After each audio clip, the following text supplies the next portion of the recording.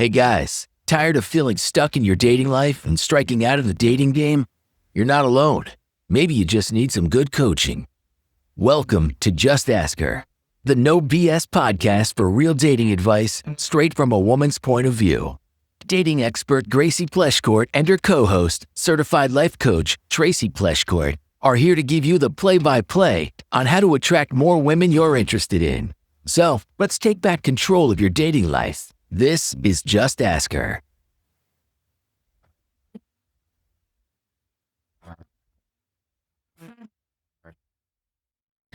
Welcome back to Just Ask Her, the podcast that helps you date with confidence, connect with real women, and finally feel in control of your dating life. I'm your host, Gracie, here with my mom, co-host, and certified life coach, Tracy, and we're excited to be back for another episode. Yes, we are. This is episode 39.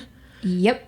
And I just came from working a half a day at the pickleball tennis desk. Yep. Trying to shift gears here, going from rostering people on courts to giving dating advice. There we go. I like it. I know. What better thing to do on a Sunday afternoon? Totally. I literally skipped out of the house. I was so excited. Yeah. These things are huge passions of mine. I love being at a place that people really look forward to coming to. People are so excited when they come in to play pickleball. Yeah, it makes such a difference. Having a job where people around you are just happy. I felt that way when I worked on the golf course. Like everybody on the golf course, whether they're having a good game or a bad game, they were always excited to see the cart girls. It was so fun because you just were met with happy people all the time. Right. Yeah. And it's such a contrast to what I do for my real job. Yeah. I'm an online coach. And so being in the energy of real people. Not that our clients aren't real people, but like in person, face to face. Yeah. Yeah. It's different. It is different. And so I get the best of all worlds. Yeah. Yeah, here we are, episode 39, and the first submission is from Daniel, and it says, "Hi, Gracie. Your podcast has been a huge part of my healing journey, and I wanted to say thank you. I'm 43, a recently divorced dad living in a small Caribbean island paradise." Oh, that sounds nice. Yeah. Situation's sounding a little rough over there, Daniel. It says, "I work remotely. I scuba dive all the time, and I'm raising two amazing kids, 10 and 8. Post-divorce dating while co-parenting in a tight-knit, limited dating pool has brought up a lot of unexpected challenges, especially emotionally. I was married for over a decade to a woman named Lauren. Our marriage unraveled due to a deep communication breakdown, her own emotional volatility, but when I found out she was cheating on me, I filed papers. Divorce forced me to reckon with how much I had suppressed in order to keep the peace, and I came out of it ready to rebuild, but with a clearer sense of my own needs. During that time, I connected with a longtime friend, Danielle, and we developed a deep, emotionally intimate connection." Wait, so it's Daniel and Danielle? I know. Isn't that funny? Okay, keep going. We went to a Valentine's Day event together this year as healing friends. While we never officially dated and that line between just friends and officially a couple was often blurred, the bond we shared helped me rediscover emotional safety, vulnerability, and trust. There was undeniable chemistry, plenty of flirty, playful banter, but also emotional complexity. Exes, our own kids, work-life balance challenges, and ultimately she pulled away. Still, she was instrumental in my own healing journey, and I've told her as much. She'll always be a part of my story, and I'll only ever be grateful for the closeness we shared. Then, unexpectedly, I met someone named Sarah. Beautiful, grounded, and full of spark, but she doesn't live here. It was brief but electric. It reminded me that I can feel romantic excitement again. Even if it doesn't turn into anything, it shifted my mindset. Right now, I keep circling this core question. While my kids are still young and need so much of me, am I only emotionally available for something casual? It often feels like I am, and that's okay, but I also wonder if I'm closing myself off from real connection. Living on an island makes it harder too. There are women, mostly expats or local Latin women, but the language and cultural barriers make it feel like long-term compatibility is rare. I've even considered moving back to the United States just to widen the dating pool and feel like I have more alignment possibilities. Any thoughts or advice for someone in this in-between space, someone who's healed a lot but still isn't sure what kind of relationship fits their life stage? Thanks again for all the insight and honesty you put into your episodes. You're helping guys like me more than you know. Warmly, Daniel. That's so cute. Did he put the palm tree at the end of his name? Yep. Shut up. That's so cute. There's a little palm tree emoji by Daniel's name. That is how I was envisioning you, like writing this on the beach with your Mai Tai sitting next to you and like feet kicked up. Yeah. No, I love it. Don't move back. Yeah, no kidding. The grass is not any greener over here. I can tell you that. We have no coconuts, no palm trees. No. It sounds like you're sitting in a good place right now. We hear that all the time. Is my location a barrier? Am I never going to meet women because I live in a small town and whatever? I think it can be if you make it one, right? But I think that you can also give yourself opportunities that you wouldn't otherwise have if you weren't in that place. Right. Right. I think you are a great example of that. And yes, I understand why it would be harder if you don't speak the same language. That's just the reality. So what are we going to do about it? Right. Yeah. Either you make it work with somebody where there's a little bit of a language barrier to start and you guys learn from each other, or maybe you can take matters into your own hand and start learning a new language. Right. Like, it sounds dramatic to say that, to be like, you're going to have to learn a whole new language if you want to date. I don't think that's totally necessary, but I also think that you'd get much further if you understood like their language. And if you understood the language that most of the women there speak, why not? You live there. Why not try to learn it? Yeah. I want to start off by just shining a light on, it's so evident that you've done a lot of work post-divorce. Like, the fact that he was very honest about, you know, the hard parts of his relationship. So very well thought out submission. But he didn't vilify anybody. Yeah. He's taking responsibility for the beautiful parts and the messy parts of the experiences. And like I said, I just think that is a sign of somebody who's done a lot of work on their mindset. Totally. It's so important, especially with any situations like this where it's going to come up in new relationships that you have. You were married and had kids with this woman, the conversation's going to come up. And so having a growth mindset when talking about it, like you have, and how much you've grown and where you're at now and how it's changed you since the last relationship, that's huge. Women want to hear that. They don't want to hear you bashing your crazy ex. Nobody wants to hear that. Nobody wants to sit through that. It's more telling of your character than your crazy ex's. So it's super, super important and really great that you are at that place where you can look at it from like a growth mindset and look at it from how much it's helped you grow and how much you've grown since that. I'd stay there. That is a great place to be. Mm-hmm. And your question about being only emotionally available for something casual while raising your kids is an honest question, and it's worth separating emotional availability from relational bandwidth. What's your bandwidth? You can be emotionally available, willing to connect and trust and be vulnerable, but still choose structures that don't demand constant proximity or high logistical entanglement with somebody. You might not have that kind of bandwidth because of the fact that you have the responsibility of the kids. And so I think we need to like make sure that we're separating the two. Like how much time he's willing to commit. Is that what you're saying? Yes. Yep. I think he's calling that emotional availability when it's really not. He's definitely emotionally available. It's, do you have the bandwidth? Yeah. Because he has so much responsibility. Right. There was research done back in 2023 that found 47% of single parents said limited time was the single biggest challenge to dating. So it's not the lack of interest or emotional readiness. That's not a character flaw. It's truly just the season of life that they're actually in. So the coaching reframe is, rather than labeling yourself as only casual or ready for a serious relationship, start by kind of defining like the container that you want right now. What type of connection fits with your co-parenting schedule? What is the bandwidth that you have in the context of frequency?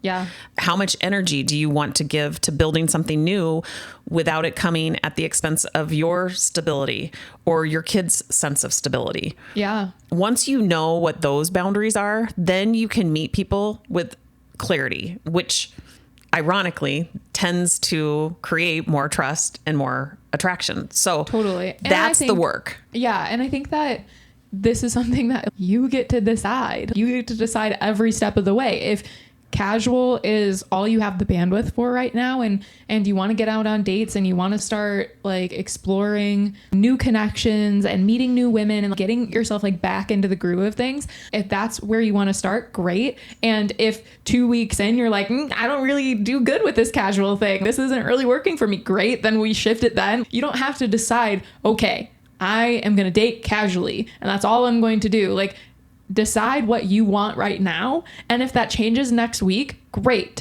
If that is something that works for you, great. You're not the only one that goes to this black and white thinking. It happens a lot with any life decision, especially when it's important to you and there's important things in the background of it as well, like your kids, right? It's easy to forget that it is a choice that you get to make every single day. And I just want to go back to staying on the island versus moving back to the United States. Yes, like Gracie said, your dating pool is smaller and location-based constraints are real, but relationship science is clear that perceived scarcity often leads to overvaluing poor fits or underinvesting in yourself between connections. So if staying on the island keeps your quality of life high and your kids grounded, the strategy might be about intentionally expanding your reach, maybe through shared interest type travel, or like Gracie said, learning a new language, or spending periodic times in other cities rather than uprooting. Moving back to the United States is a much bigger life decision than a dating decision. So make sure it's about more than just increasing your match volume. You're going to have to weigh all of the benefits against the few, what it sounds like, very few negatives of dating on an island. I love that research on perceived scarcity often leads to overvaluing poor fits. If you are in this scarcity mindset, you're probably going to overlook a lot of red flags when you do find somebody, because you think that the pool is so much smaller that you actually have to kind of settle for things that you wouldn't normally settle. So we've got to work on that scarcity mindset. And like I said, the research also shows that you're in a scarcity mindset, you underinvest in yourself. And that's not good either. We can clearly see you've done a ton of work and you want to continue to become a better and better version of yourself. And one last thought, you're in that in-between space, but I wouldn't consider that a stall. It's just a stage. Yeah. Yeah, your kids aren't going to be 10 and 8 forever. Right. They're not always going to need you every minute of every day. This might be a season where dating looks a little bit differently because you have other more important priorities, and that's okay, right? It's not to say that your dating life has to be put on hold completely, but it might look different than it would when your kids are a little bit older and they don't rely on you as heavily in their day-to-day lives. Yeah. So ask yourself, what kind of connection is going to fulfill me in this season? And how do I stay honest about that? I think the answer is going to shift as your life shifts. But if you keep showing up with that same level of self-awareness and gratitude that you have now, you're not going to miss the right fit when she does come along. Yeah. Thank you for writing in, Daniel. We appreciate you including us in your healing journey. We're excited for you, and whatever this next chapter looks like for you, I'm sure it's going to be a good one, considering all of the work that you've done leading up to this point, and you should be super proud of that. Move forward from that growth mindset, and I don't think you can go wrong.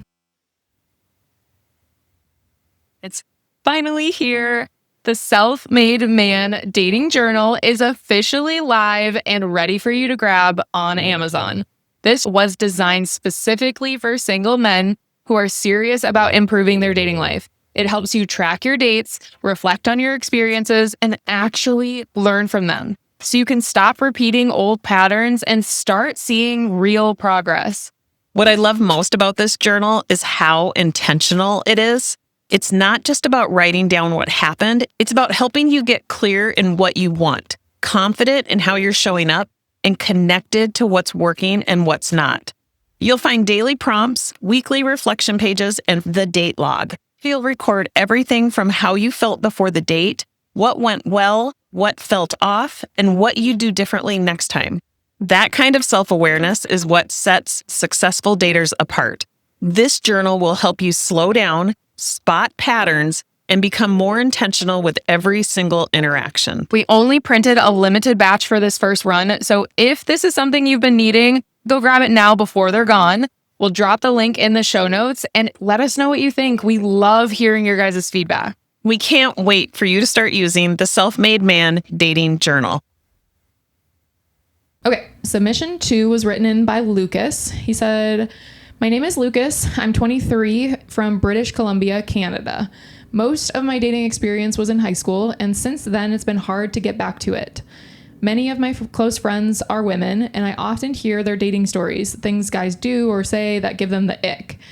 A lot of it sounds like normal behavior to me, which makes me second guess myself and feel insecure.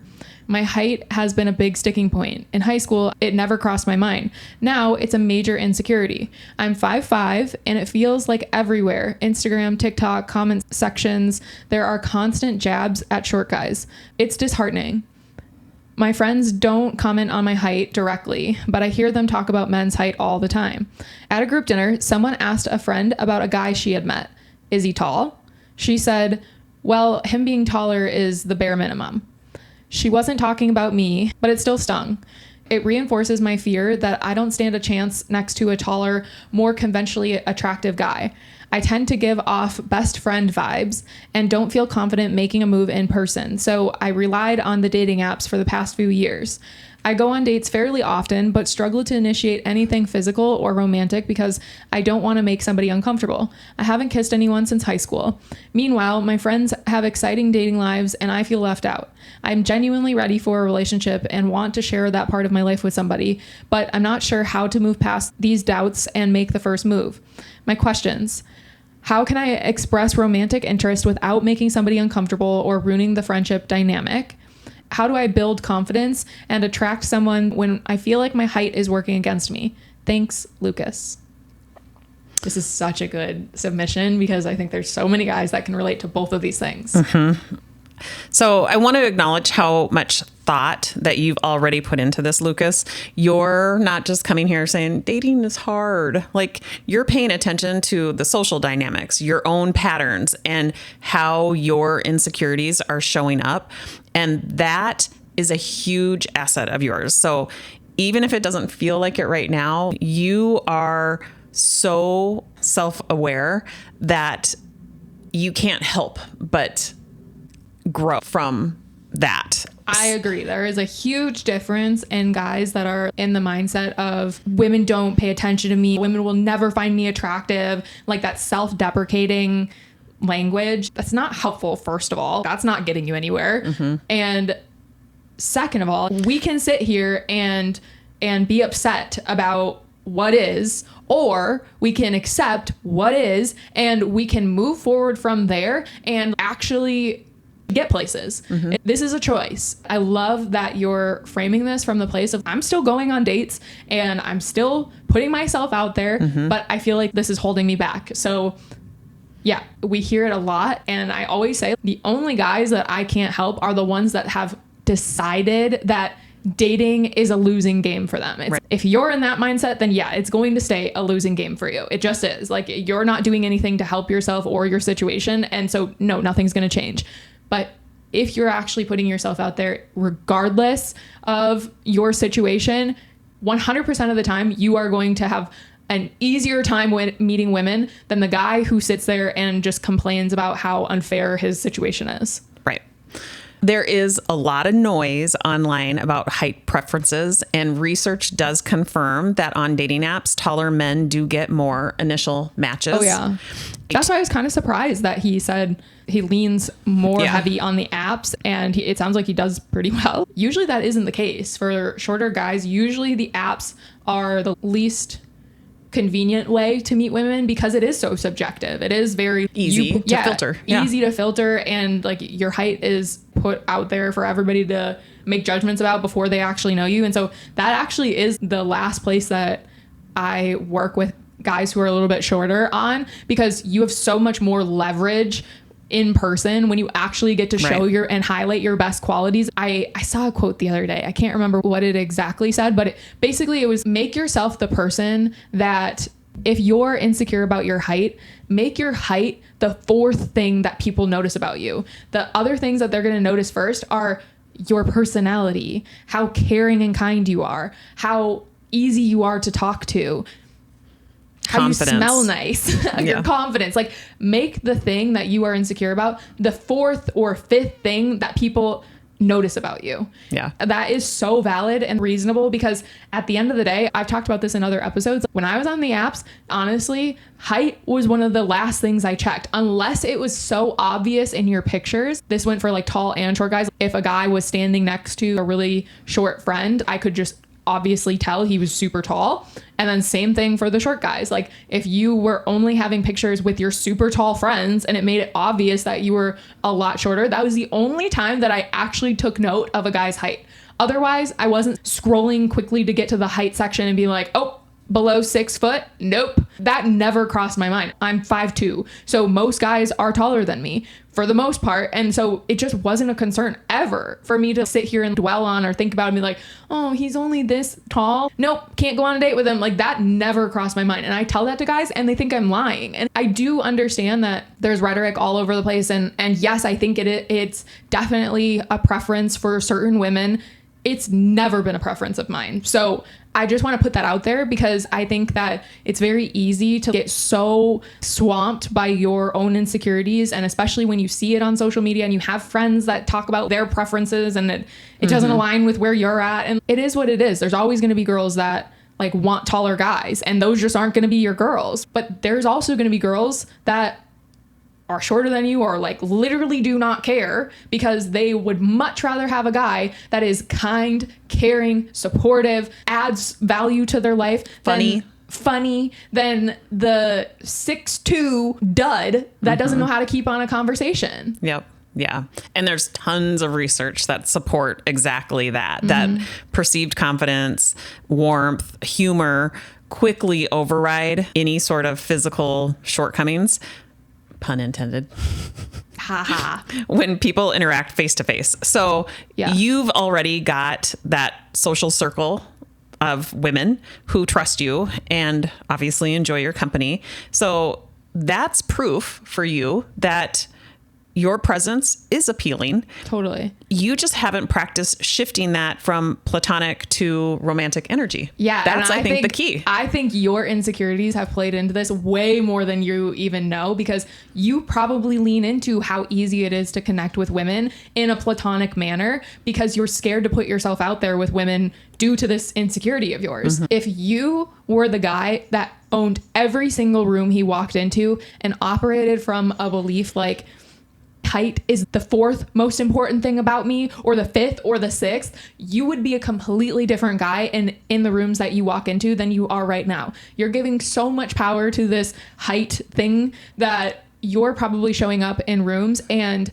take the easier route, the way that you know how to connect with them, which is in a very platonic, safe way. And I don't think that's a bad thing. I always tell my clients that come to me that maybe fall a little bit more into the nice guy category, the one that has lots of girlfriends but never seems to have a girlfriend. It's usually because you've gotten so comfortable with this way of connecting with women that you get so nervous about being more flirty, creating more romantic tension and romantic chemistry, that you just fall so far on the other side of platonic. Like this, you never try to initiate any sort of spark in that way.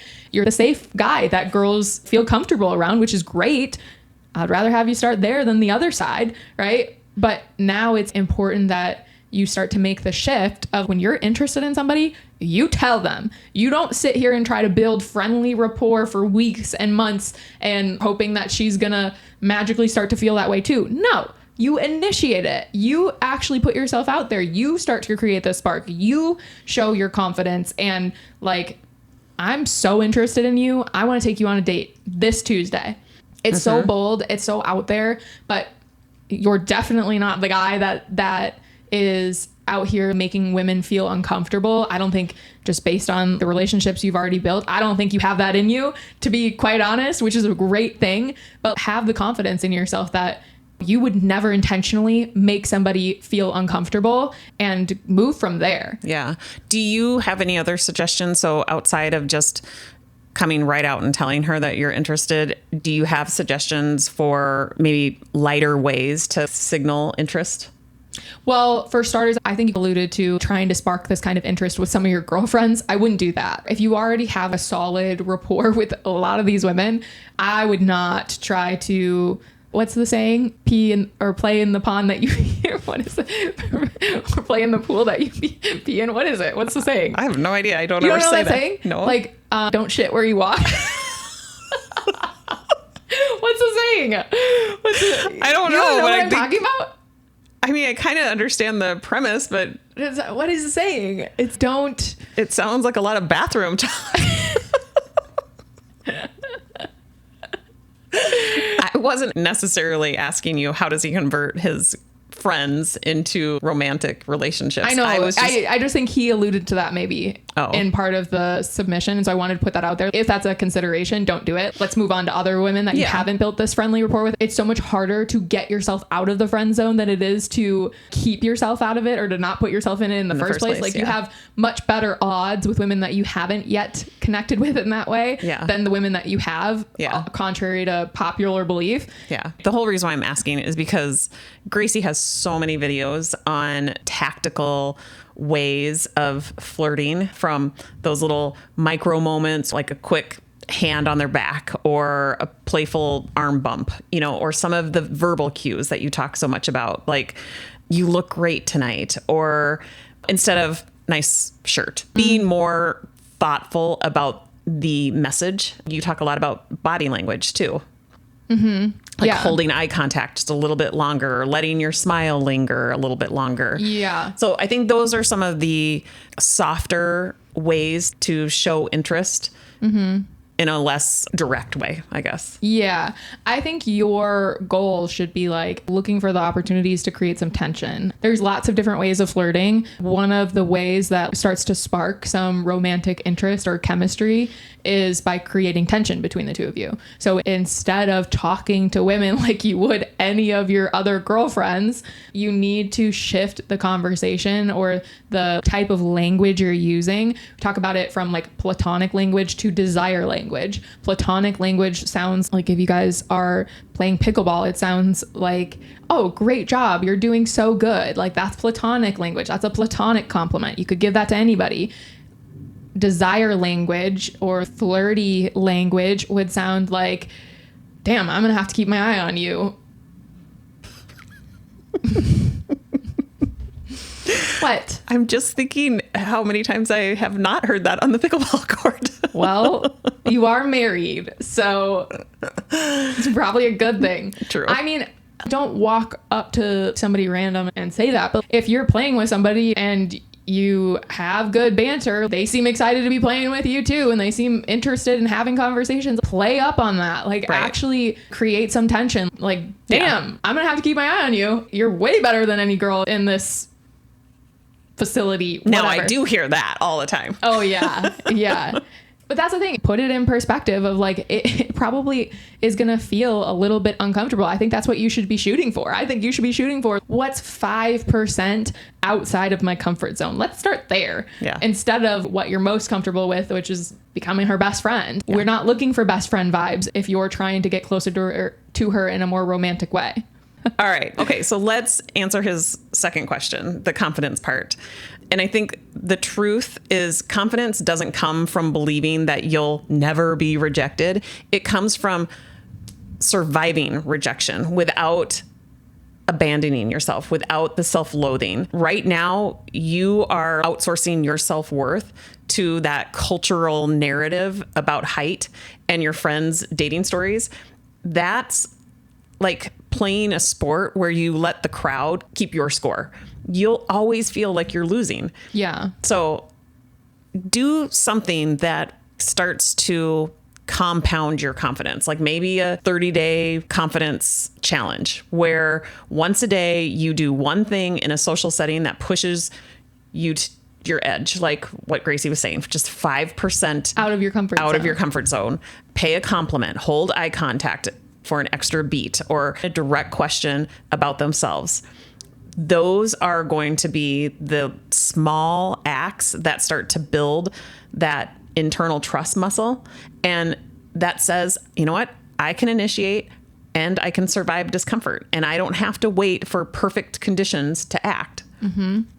Yeah, I could pull up examples of couples where the girl is a lot taller than the guy. And you want to know why? Because they made height the fourth, fifth, sixth most interesting thing about them. Like, they didn't make their height a problem. Like, Zendaya and Tom Holland. Tom Holland is shorter than Zendaya by a lot, especially when she throws on some heels. But you know what? Tom Holland is very charismatic. He's very kind. He's very genuine. He makes her feel like the most beautiful person ever. He has like real in-depth conversations with everybody he meets. Like, he has so many great qualities about him that negate any disqualifications over his height. He doesn't make it a problem. He also has done well for himself in his career. There's so many other things that are within your control that you can take advantage of or that you can build up to make this a non-issue. I'm not saying that there aren't always going to be women that prefer taller men. There are. That just is what it is. So what? It's always going to be that way. Yep. Those just aren't your girls. So let's start giving you advantages in other places that other guys don't have. Yeah. And Lucas, you had mentioned your friends and their exciting dating lives and feeling a little left out. I would really encourage you to stop measuring your progress by the volume of dates and start measuring it on like the quality of self-expression. Mm-hmm. If you end a conversation knowing that you showed up with more boldness, more warmth, or curiosity than last time, that's a win. And those wins start to compound. They start to stack into attraction faster than you'll ever believe. Mm-hmm. And if you have this huge group of girlfriends that are your best friends, utilize swimming in a pool that you're not going to pee in. Exactly. Hopefully they're on rafts. No, utilize them. Like, use them to your advantage. Tell them you want them to be your wing woman. Literally, if they love you, if they truly like being around you, they're going to be happy to do it. Anytime you guys go out, make it known. Hey, mission is to get me in conversations with girls I would be interested in. Okay? Can we do that tonight? Can you help me out? Right? I loved when my guy friends asked me to like wing woman them for the night. I loved it. So like, ask them. See if they'd be willing to help you out. Make it a point that you want help in meeting new women. Mm-hmm. That might even open up doors for other women that they know. You never know unless you ask, unless you put yourself out there just ask her. Yep. It's so true though. And I think that so many people hold back from that because like they don't want to be embarrassed, like asking for help, or they don't want to put themselves out there in that way, or they have insecurities that are holding them back. Eliminate all the mind drama going on and recognize that your odds are so much better if you utilize what's already within your control. Yeah. Yep. All right, Lucas, thank you so much for writing in. Yeah. Hopefully we've given you a lot it's a great submission to think about and keep us in the loop. Hey there. If you're loving the Just Ask Her podcast, please take a quick second to rate us on Spotify or Apple Podcasts. It helps more awesome listeners like you find the show. And don't forget to spread the love by sharing this episode with all of your friends. All right, back to Just Ask Her. Okay, submission 3 is from Shane. How can I tell the difference between someone who's being cautious but seems to like me and someone who isn't interested? For context, I like a coworker. I invited her out for a drink and she redirected it to a team happy hour. Since then, she's been warm and friendly, not distant, and hasn't made friend zone moves like talking about guys she's interested in. At larger team events, we often end up paired off and she doesn't avoid one-on-one time with me. Is it fair to read this as her liking me but not wanting to act on it while we still work together? And would it be inappropriate to ask her out again if we're both single and we've maintained the same rapport once one of us switches jobs? For what it's worth, I wouldn't switch jobs just to date her. I'd only change roles if it were a good professional move and put my needs first. All right. So Shane, I'm glad that you added that last part. Yeah. That's very important. I'm helping a client with this exact same situation. Oh, funny. Like exact. I don't think it's him though, with a different name. No. No, but it's very common. Like I've helped a lot of clients with this exact same situation. And I have also been recently advised to make sure that I'm saying when it comes to co-working relationships, like first and foremost, make sure that you know your company's rules and guidelines around dating coworkers first and foremost. If there is no issue, if you've read the guidelines and your contracts and you know that it's within bounds to date somebody that is in the office, great. Then we're sitting in a good place. I think the biggest thing when it comes to co-working relationships is that you don't want to make it uncomfortable for yourself or the other person. You both have to come into work every single day. You have to see each other a lot more than you see most other people in your life. So keeping that top of mind, there's definitely ways of doing this that don't have to sacrifice that relationship or don't have to make it weird. It won't be weird unless you make it weird. Mm-hmm. And that is so valid because you get to decide how you show up every single day. And if you were to pursue something and it didn't work out and whatever, it might be weird for a little bit and that's just the way it is. But people move on. It doesn't have to stay weird forever. And you just have to accept the idea that like that is a potential. Now you're obviously saying we would never even consider that unless somebody switched roles or switched jobs so that like this wouldn't even be an issue. But I just want to throw that out there for anybody else that is working with somebody that they're interested in. It's not that they are off limits because of that, but keep it in mind that you get to decide and it's okay. It's normal for things to be weird if it doesn't work out for a little bit, but you should be the one that is confident enough to treat her exactly as you did before things didn't work out and to have enough integrity and enough emotional maturity to treat her with respect and move on if things didn't work out. So that's my note on that. For your situation, women aren't going to be the one to make the first move ever. In most cases, especially in work cases, women are not going to be the one to make the first move. So you did ask her for drinks and she did sidestep it and invite the whole team. And so I would say that's a sign that she's not comfortable being out on an official date one-on-one with you, at least as the circumstance stands right now. It's not to say that can't change. It's not to say that it won't change if you guys were to get a different job or maybe you were to build more of a outside of the office relationship. But I think it is fair to respect that she's not comfortable being out on a date one-on-one with you right now and look for your opportunities to build better out of office rapport. There's a very different vibe from your work friends and like your real friends, right? So treat it like that. When you have conversations with her, don't default to your work friend conversations. Try to open up, try to have more genuine, even vulnerable conversations and see where that takes you. The more that you give yourself the opportunity, like we were talking about with Lucas a little bit, right? Like you can initiate some banter without being too forward, without having to ask her on a date again. You can initiate some playfulness, some flirtiness into your conversations without making it uncomfortable or inappropriate in a work setting. If you guys are going to these work events together, I don't know, you probably have a better grasp of this than I would. I haven't been to like corporate work events, but there's opportunity to,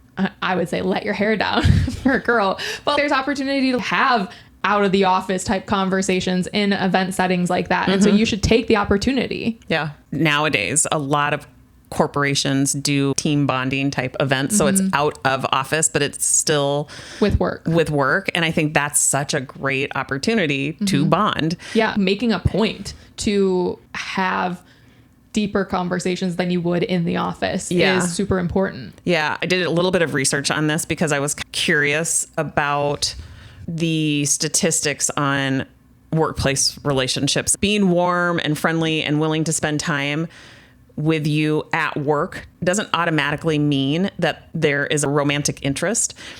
The research that I read found that in environments where people see each other regularly, like a workplace, friendliness is more likely to be misinterpreted as attraction because we as humans are wired to assume that this consistent attention means romantic potential. Totally. When it may just mean I enjoy you as a colleague. The pattern of her responses, like you offered a one-on-one drink, she redirected it to a group setting.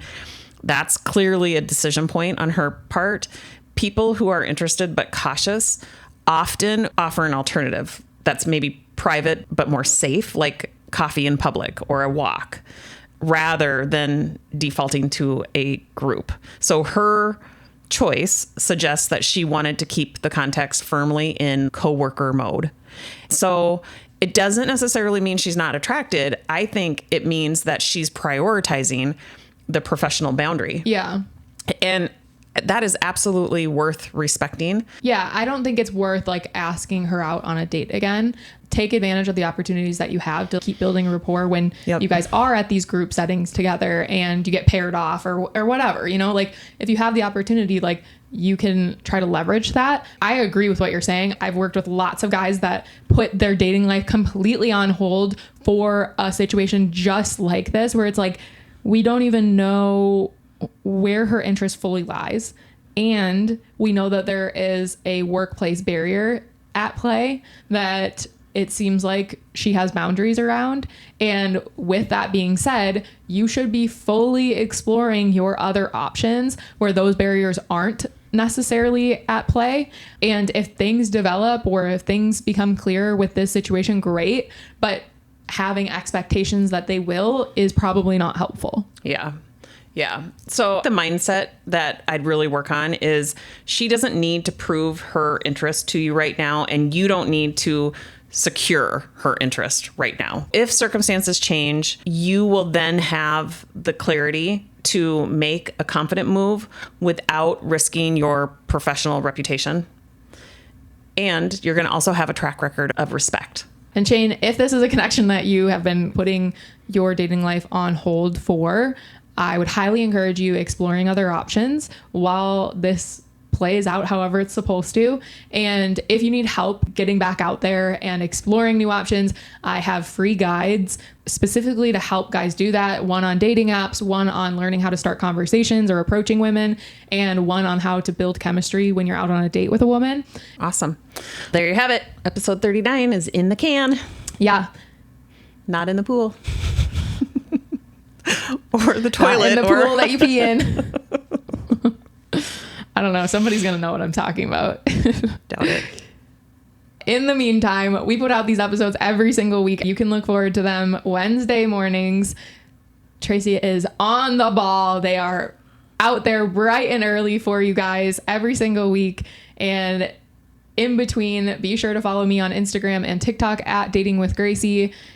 And no matter what situation you're in or where you're at, remember, just ask her.